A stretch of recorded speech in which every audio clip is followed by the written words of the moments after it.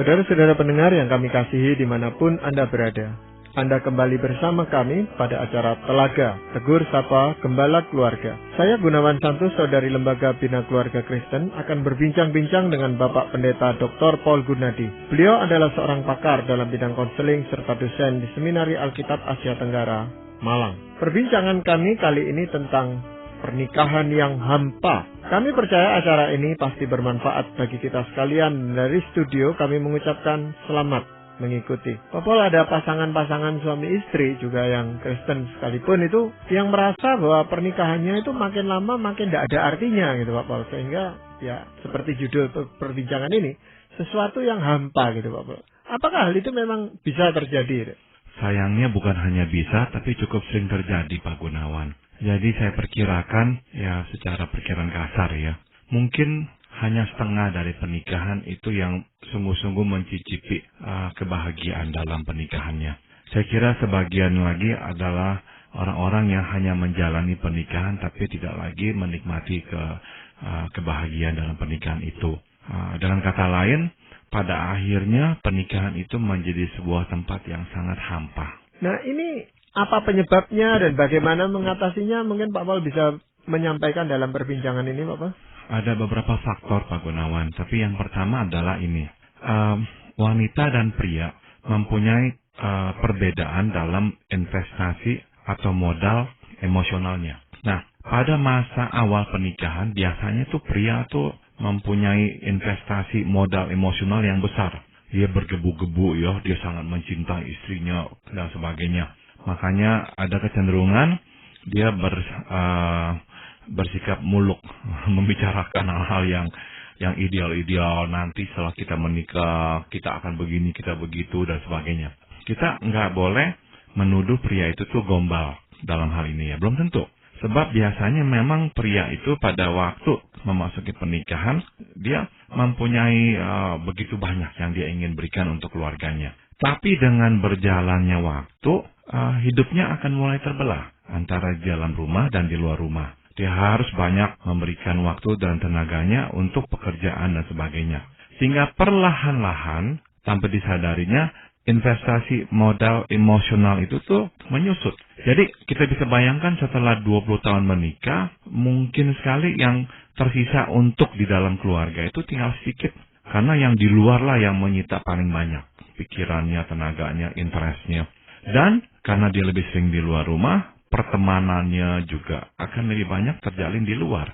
Kalau tidak hati-hati, nanti relasi dengan istri ataupun dengan anak-anaknya makin akhirnya terbentang jauh. Sebaliknya dengan wanita, Pak Gunawan. Wanita tuh waktu memasuki pernikahan, biasanya investasi modal emosionalnya relatif sedikit. Tapi dengan berjalannya waktu, dengan adanya anak, dia makin terbenam di dalam keluarganya. Jati dirinya sekarang sangat dikaitkan dengan suaminya. Bukankah sering sampai-sampai nama si istri pun tidak dikenal. Dikenalnya sebagai ibu, misalnya ibu Paul Gunadi. Tapi siapa nama istri saya? Mungkin orang tidak tahu. Nah, jadi dengan kata lain, dengan berjalannya waktu, diri si istri itu tuh makin terjahit dengan diri si suami.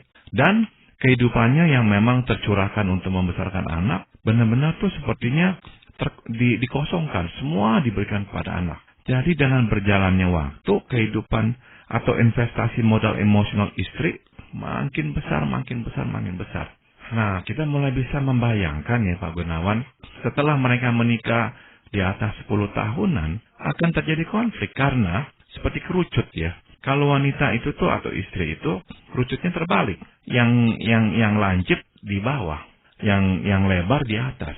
Pria sebaliknya, yang lebar, yang besar di bawah, yang lancip di atas. Nah setelah di atas 10 tahun menikah, nah yang di atas itu tuh udah nggak sama bener-bener. Waktu nggak sama dan bertemu, biasanya terjadi masalah. Masalahnya biasanya begini, istri meminta agar suami lebih memberikan waktu dan tenaganya untuk keluarga. Suami yang udah merasa tipis ya, karena banyak memberikan untuk pekerjaan di luar rumah, nggak suka. Dia merasa dituntut lagi. Di luar sudah dituntut. Di dalam rumah dituntut lagi. Di luar ada tugas yang harus diselesaikan. Di rumah pun ada tugas lagi yang dibebankan oleh istri kepada dia. dia nggak akan suka. Di pihak lain, si istri akan merasa, kamu kok selfish, mementingkan diri sendiri. Ini kan rumah tangga bersama, bukan rumah tangga satu orang. Kamu kok nggak mau memikul beban? Semua dilimpahkan kepada saya. Anak-anak juga semua tanggung jawab saya. Apa peranmu dalam keluarga? Nah, disinilah seringkali terjadi konflik, Pak Gunawan. Dan di tengah-tengah kondisi seperti ini, konflik susah selesai, bahkan mudah melebar. Karena sekali lagi, dua-duanya ini orang yang stres. Si suami tipis, sudah capek, di rumah dituntut, dia marah, dia meledak. Si istri juga, dia merasa beban keluarga semua dipikul di pundaknya, dia juga dalam keadaan stres.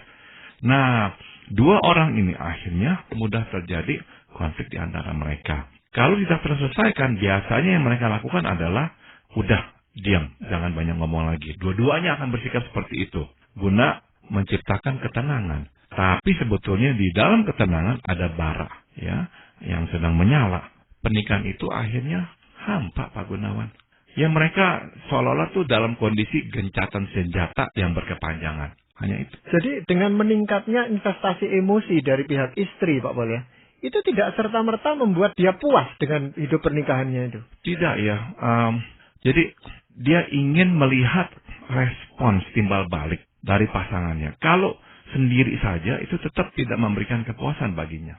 Tapi kalau si suami bisa mengimbangi dengan meningkatkan investasi emosinya, atau paling tidak lah mempertahankan apa yang awalnya tadi Pak Pol katakan besar, itu bisa memuaskan pihak istri. Betul. Jadi sebetulnya istri itu tuh tidak menuntut sama persis. Enggak.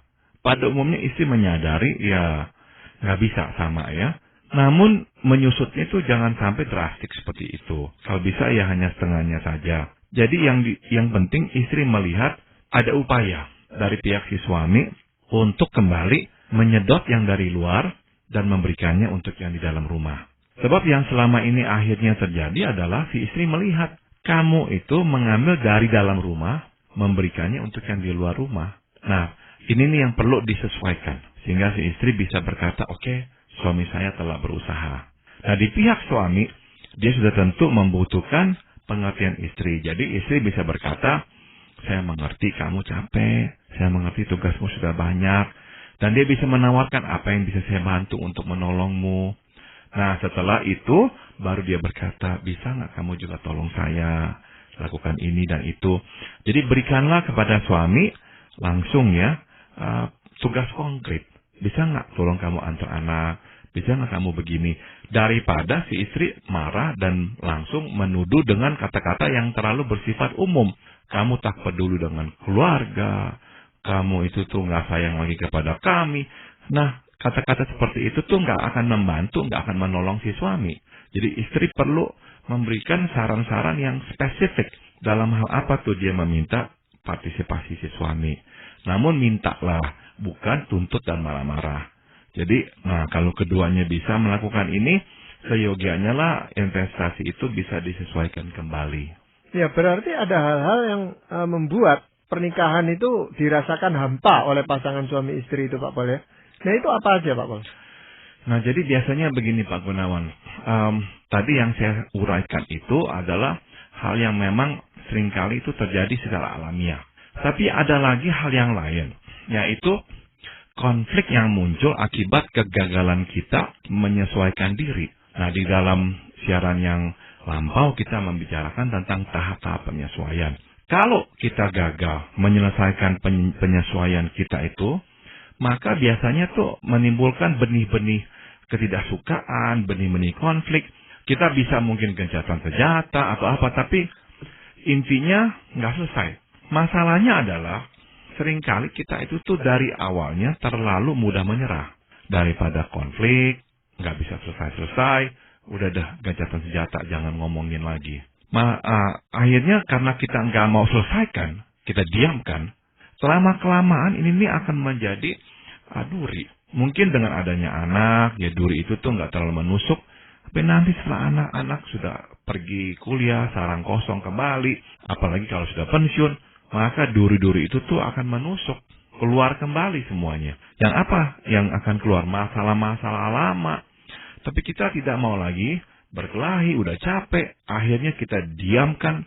Tapi itu akan nanti mempengaruhi kasih mesra di antara kita. Pada akhirnya kita merasa hampa. Kita nggak mau lagi tuh intim dan dekat dengan pasangan kita. Udah ada masing-masing sendiri-sendiri begitu. Berarti kehampaan itu sebenarnya bisa dirasakan oleh suami istri itu, bisa dilihat tanda-tandanya, Pak Pol ya?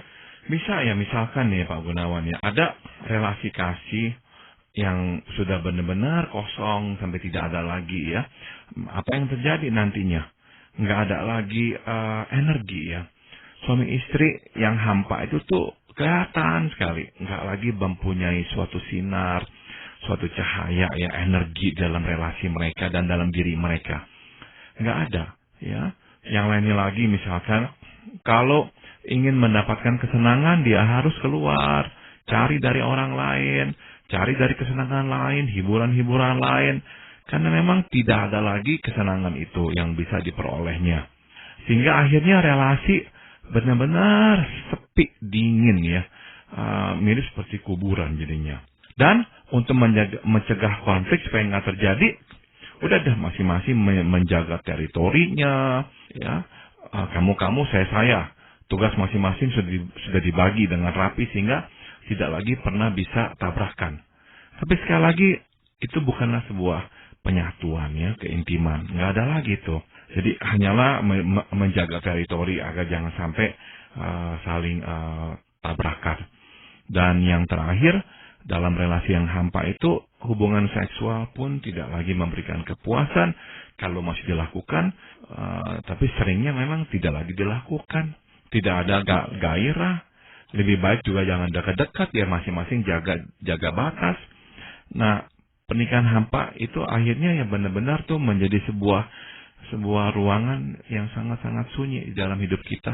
Tapi ada pasangan suami istri yang di dalam kehampaannya itu malah sering bertengkar gitu, Pak Pol.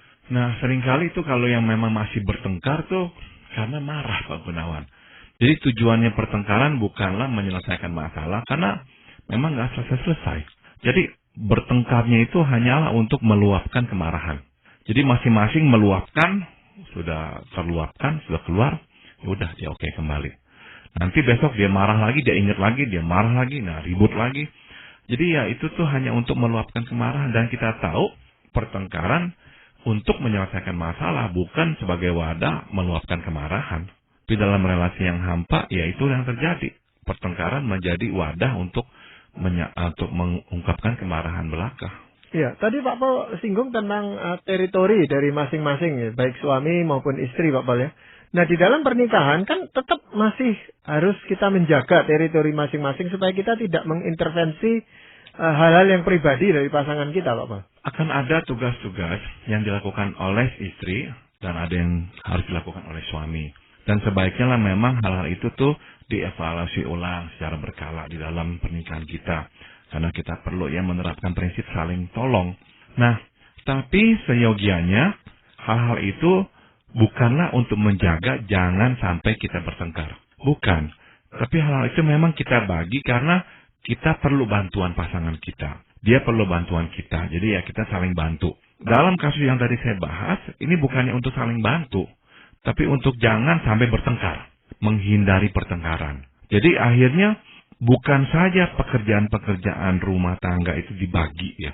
Akhirnya pembicaraan pun mulai dibagi, Pak Gunawan. Akan ada hal-hal yang tidak akan dibicarakan. Dan setelah menjalani ini untuk waktu yang lama, akhirnya si suami dan istri itu tuh secara tidak sadar sudah memutuskan hal-hal apa yang boleh dibicarakan. Dan biasanya yang boleh dibicarakan hal-hal yang sangat bersifat rutin. Menyangkut anak lah atau apalah. Yang rutin sekali. Nggak ada lagi kedalamannya. Nah, akhirnya mereka menemukan, ya ini nih, bahan percakapan yang masih aman. Dan dua-duanya tuh seolah-olah tuh membuat kesepakatan bersama. Ya udah, kita bicarakan hal-hal yang ini aja dah, karena aman ini. Nggak akan nyamber kemana-mana. Nah, jadi sekali lagi berkembang sehingga membelah si suami dan si istri. Ya, padahal yang membuat kehidupan suami istri itu bergairah itu kan justru kalau pembicaraan itu mengenai hal-hal yang menyangkut perasaan dan seterusnya itu, Pak Pol. Betul sekali. Tapi karena memang tidak ada keintiman dan takut sekali nanti ini bisa berkembang menjadi konflik, akhirnya memang kita itu membatasi ya arah dan topik pembicaraan. Nah, mengenai hubungan seksual yang tadi Pak Paul katakan yang sudah jarang dilakukan, itu karena sakit atau karena usia, itu ternyata tidak menimbulkan banyak masalah sebenarnya Pak Paul. Kalau memang ada faktor lain yang memang menjadi penghalang, biasanya itu dimengerti ya Pak Gunawan ya. Karena ya kita mengerti bukannya tidak mau, tapi memang tidak bisa ya dalam kondisi tertentu. Yang memang mengganggu adalah kalau kita tahu bahwa bisa kok, tapi tidak mau. Dan tidak maunya karena tidak mau kita. Nah, ini nih yang memang akan mengganggu sekali. Namun dalam relasi hampa, umumnya Pak Gunawan, kedua belah pihak sudah mengambil sikap yang sama. Mungkin kita masih berpikir, oh suaminya masih menginginkan hubungan intim dengan si istri. Tapi biasanya dalam relasi yang sudah hampa, suaminya pun tidak mau. Bukan hanya si istri yang tidak mau, suami juga udah nggak mau lagi. Jadi memang benar-benar tuh perasaan mereka terhadap satu sama lain sudah sangat dingin. Sehingga untuk bisa membakarnya supaya terjadi relasi seksual, sangat-sangat sulit, begitu. Apakah ada kekhawatiran nanti ditolak gitu loh Pak Paul? Padahal itu sesuatu yang sangat menyakitkan buat kaum pria atau suami kalau ditolak gitu. Sehingga dia tidak mau dekat-dekat. Ada dan ini bisa menyangkut kedua belah pihak ya. Bisa juga si istri yang takut ditolak karena dia pernah mungkin mengusulkan atau meminta, suaminya kemudian menolak. Nah udah dah, nggak akan lagi mau melakukannya atau mengajak melakukannya. Jadi bisa ya terjadi memang karena takut ditolak. Namun yang kedua yang tadi saya sebut adalah sudah enggan Pak Gunawan. Nggak mau lagi yang terlalu intim-intim. Sebab pembicaraan pun tidak mau terlalu intim. Nah apalagi kedekatan secara fisik. Ya itu berarti mereka jarang-jarang untuk kelihatan pergi berdua dan sebagainya gitu Pak Paul. Menghindari hal-hal yang seperti itu. Betul. Ya di tempat-tempat umum kalau memang masih harus pergi berdua ya mereka akan tetap lakukan. Tapi sebisanya ya enggak. Di rumah pun juga ya masing-masing punya teritorinya. Dalam relasi hampa biasanya kita lihat, oh ini nih wilayah si suami di depan televisi atau di meja belajarnya. Nah ini teritori si istri nih di dapur, di ruang tamu, di kamar tidur. Nah masing-masing akhirnya tahu tuh daerahnya tuh. Dan janganlah terlalu sering-sering ke sana tuh. Nanti ada pertempuran baru begitu. Iya Pak Paul, kalau sudah begitu Pak Paul ya, apa yang bisa dilakukan oleh pasangan ini sebenarnya Pak Paul? Ada beberapa Pak Gunawan ya. Yang pertama adalah jangan takut bertengkar dan jangan cepat menyerah. Tadi saya sudah singgung terlalu banyak pasangan yang karena takut bertengkar akhirnya mudah menyerah, udah diamkan sajalah. Tidak. Perlu kita itu membereskan. Meskipun pada waktu membereskan kita harus bertengkar. Tapi kita ingatlah bahwa kita bertengkar untuk menyelesaikan. Ini yang perlu kita komunikasikan kepada pasangan.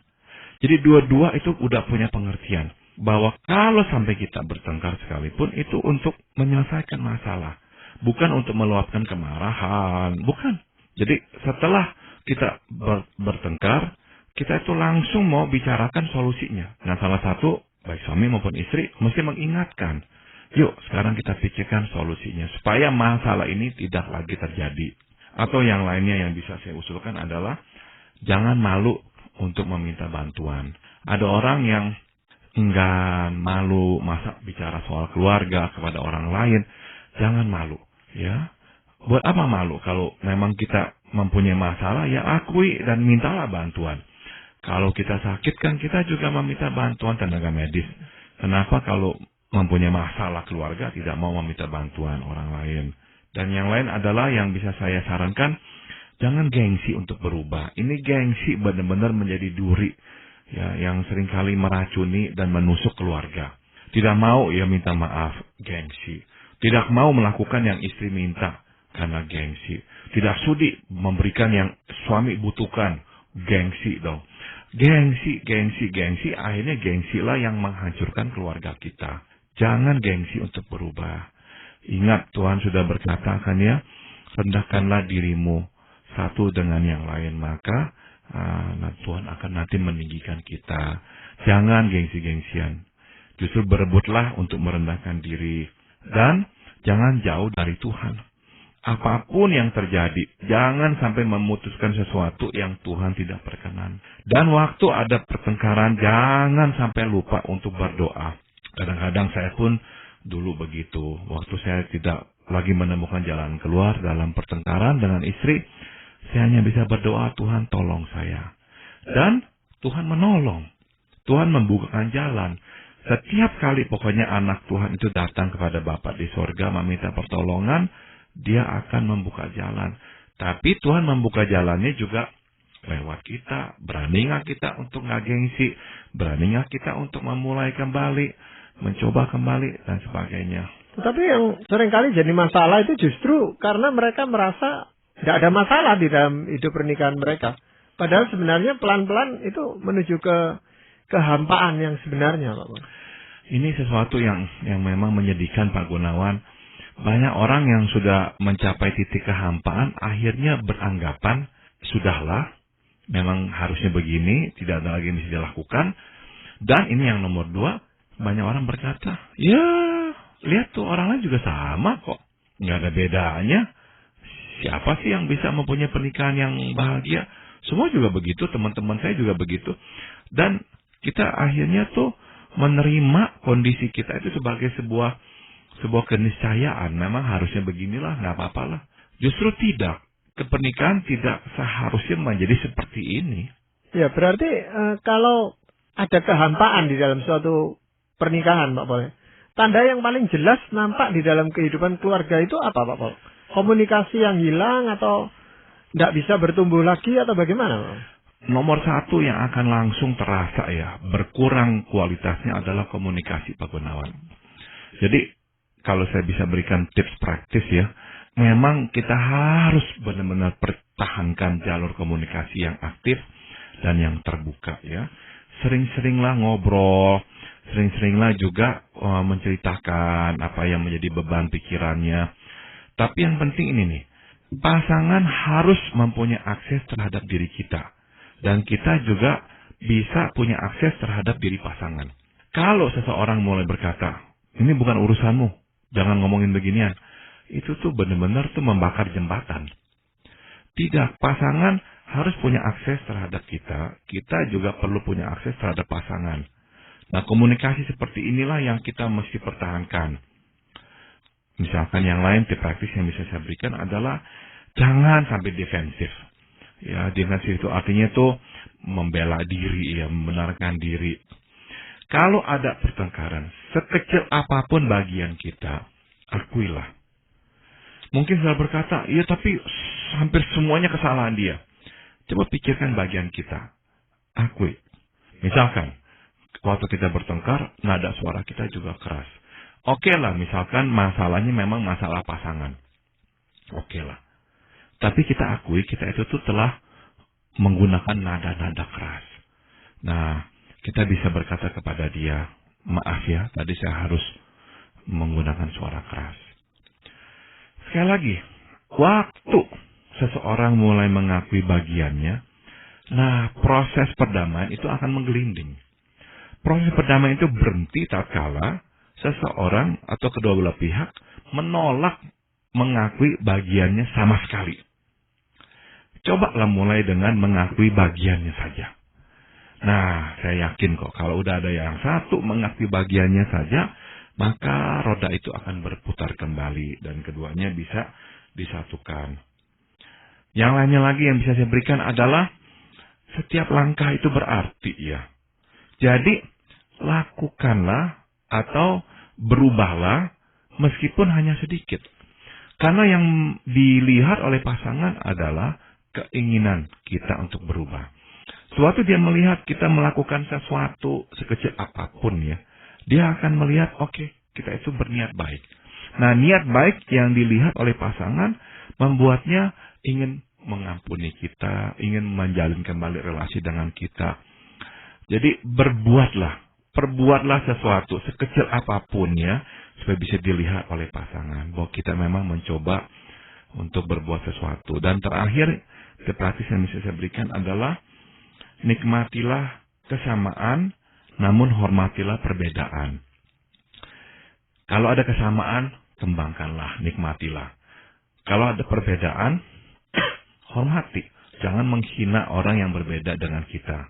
Nah, memang seringkali ada kekhawatiran dari pihak suami ini, Pak Paul. Kalau saya mengakui kesalahan saya dan dia tidak mengakui kesalahannya, itu saya merasa direndahkan gitu. Saya merasa kalah dalam hal ini. Nah, makanya kita harus melihat pernikahan dengan perspektif berbeda. Tujuan pernikahan bukanlah untuk membuktikan bahwa diri kita benar. Tujuan pernikahan adalah untuk menyatukan kita berdua. Kebersamaan itulah yang menjadi target kita. Bukan yang penting saya benar, saya salah, engkau benar, engkau salah. Bukan. Tapi bagaimana kita bisa kembali bersama-sama. Ya, memang ada tip-tip yang Pak Paul sudah sampaikan kepada kita dan kepada para pendengar sekalian. Tapi saya percaya ada firman Tuhan yang merupakan kunci dari semua permasalahan ini yang mungkin Pak Paul bisa sampaikan. Saya akan bacakan dari Amsal 10 ayat 5. Siapa mengumpulkan pada musim panas, dia berakal budi. Siapa tidur pada musim panen, membuat malu. Firman Tuhan meminta kita untuk bekerja. Jangan malas. Makanya firman Tuhan berkata, siapa mengumpulkan pada musim panas, ia berakal budi. Nah, orang yang pada awal-awal pernikahan bekerja keras membereskan masalahnya, di hari-hari selanjutnya akan memetik buah keharmonisan dan buah cinta kasih. Orang yang malas, tidak mau menyelesaikan, cepat menyerah, nanti akan memetik buah-buah yang pahit di dalam pernikahannya. Nah, jadi saya mendorong kita untuk jangan cepat menyerah. Terus selesaikan pekerjaan-pekerjaan yang belum selesai ini, PR-PR kita, coba kita tuntaskan, sehingga nanti kita bisa memetik buah pernikahan yang manis. Ya, memang rasanya tidak ada jalan pintas, Pak Paul, ya, untuk mencapai kebahagiaan di dalam hidup pernikahan ini. Jadi harus ditempuh satu tahap demi satu tahap dengan usaha yang sungguh-sungguh, Pak Paul. Betul, Pak Gunawan. Ya, terima kasih untuk perbincangan kali ini, Pak Paul. Dan para pendengar sekalian, kami mengucapkan banyak terima kasih. Anda telah mengikuti perbincangan kami dengan Bapak Pendeta Dr. Paul Gunadi dalam acara Telaga, Tegur Sapa Gembala Keluarga. Kami baru saja berbincang-bincang tentang pernikahan yang hampa. Bagi Anda yang berminat untuk mengetahui lebih lanjut mengenai acara ini, silakan menghubungi kami lewat surat. Alamatkan surat Anda ke Lembaga Bina Keluarga Kristen atau LBKK, Jalan Cimanuk 58, Malang. Anda juga dapat menggunakan email dengan alamat telaga